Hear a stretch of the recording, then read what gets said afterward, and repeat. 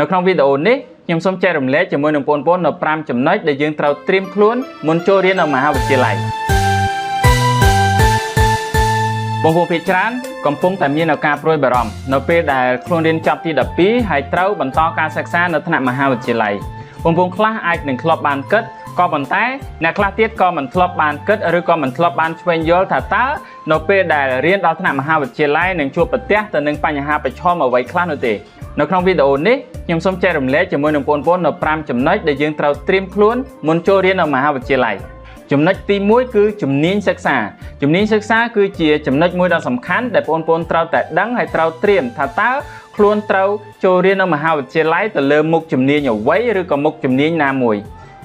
នៅក្នុងការជ្រើសរើសមុខជំនាញនេះគឺពិតជាសំខាន់ពីព្រោះថានៅពេលដែលបងប្អូនសិក្សារយៈពេល4ទៅ5ឆ្នាំនៅថ្នាក់សាកលវិទ្យាល័យហើយបងប្អូនត្រូវបន្តទៅធ្វើការងារដែលទាក់ទងទៅនឹងជំនាញដែលបងប្អូនសិក្សានៅថ្នាក់មហាវិទ្យាល័យនោះចំណុចទី2គឺសាកលវិទ្យាល័យដែលត្រូវនឹងជំនាញដែលបងប្អូនសិក្សាជាការពិតសាកលវិទ្យាល័យមានច្រើនបងប្អូនក៏ប៉ុន្តែសាកលវិទ្យាល័យនីមួយៗតែងតែមានជំនាញឬក៏មានការផ្ដោតទៅលើជំនាញផ្សេងពីគ្នា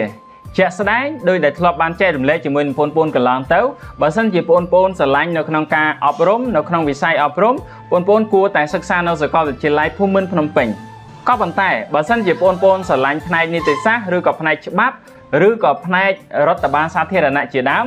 បងប្អូនអាចជ្រើសរើសនៅសាកលវិទ្យាល័យភូមិន្ទនីតិសាស្ត្រនិងវិទ្យាសាស្ត្រសេដ្ឋកិច្ចដូច្នេះហើយការជ្រើសរើសនៅសាកលវិទ្យាល័យឲ្យត្រូវទៅនឹងជំនាញដែលបងប្អូនត្រូវសិក្សាគឺជារឿងមួយដែលសំខាន់ដែលបងប្អូនទាំងអស់គ្នាត្រូវតែដឹងហើយត្រូវត្រៀមខ្លួនមុនពេលដែលបងប្អូនចាប់ផ្ដើមសិក្សា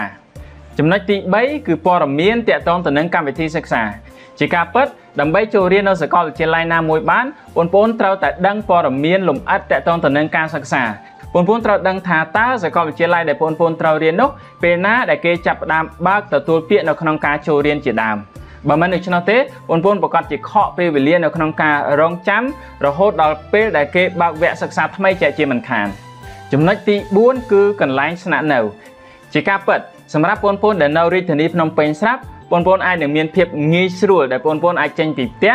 ទៅសាកលវិទ្យាល័យដែលបងប្អូនសិក្សារៀនសូត្របានក៏ប៉ុន្តែសម្រាប់បងប្អូនភាគច្រើនដែលសម្រាប់ចិត្តមកពីខេត្តមកបន្តការសិក្សានៅរាជធានីភ្នំពេញបងប្អូនគួរតែសិក្សាឆ្វេងយល់ហើយជ្រើសរើសកន្លែងស្នាក់នៅឲ្យបានជិតសាកលវិទ្យាល័យដែលខ្លួនរៀនពីព្រោះថាការធ្វើដំណើរនៅរាជធានីភ្នំពេញអាចនឹងមានការកកស្ទះជាងបងប្អូននៅតាមខេត្តជាមិនខានចំណុចទី5ចុងក្រោយទាក់ទងទៅនឹងការចំណាយផ្សេងជាក់ស្ដែងបងប្អូននៅពេលដែលយើងរៀនដល់សាកលវិទ្យាល័យមិនថាបងប្អូនរៀននៅសាកលវិទ្យាល័យរដ្ឋឬក៏សាកលវិទ្យាល័យឯកជនក៏ដោយបងប្អូនភាគច្រើនគឺត្រូវចំណាយទៅលើការសិក្សាដូច្នេះការចំណាយទៅលើការសិក្សាគឺជាចំណុចមួយសំខាន់ក៏ប៉ុន្តែសម្រាប់បងប្អូនដែលមកពីខេត្តមកស្នាក់នៅរាជធានីភ្នំពេញការស្នាក់នៅការចំណាយទៅលើថ្លៃទឹកថ្លៃភ្លើងឬក៏ថ្លៃអ៊ីនធឺណិតដែលយើងត្រូវប្រើប្រាស់ជាប្រចាំហើយលើសពីនោះការចំណាយទៅលើការញ៉ាំចុកជាប្រចាំក៏ជារឿងមួយដ៏សំខាន់ផងដែរដូច្នេះហើយការដែលយើងអាចដឹងថាតើក្នុងរយៈពេល1ខែឬក៏ក្នុងរយៈពេល1ឆ្នាំយើងត្រូវចំណាយអស់ប្រមាណគឺជារឿងដ៏សំខាន់ហើយយើងក៏ត្រូវដឹងថាតើយើងមានលទ្ធភាពនៅក្នុងការបន្តការសិក្សាបានពេញលេញគ្រប់គ្រាន់ឬក៏អត់បើមិនដូច្នោះទេបងប្អូនអាចនឹងប្រឈមមុខទៅនឹងការលំបាកដោយសារតែខ្វះលទ្ធភាពនៅក្នុងការបន្តការសិក្សាជាមិនខានជាចុងក្រោយបើទោះបីជាបងប្អូនរៀនជំនាញអ្វីឬក៏រៀននៅសាកលវិទ្យាល័យណាក៏ដោយបងប្អូនត្រូវតែរៀនឲ្យចេះរៀនឲ្យចប់ហើយរៀនឲ្យអាចធ្វើការងារបានសូមអរគុណ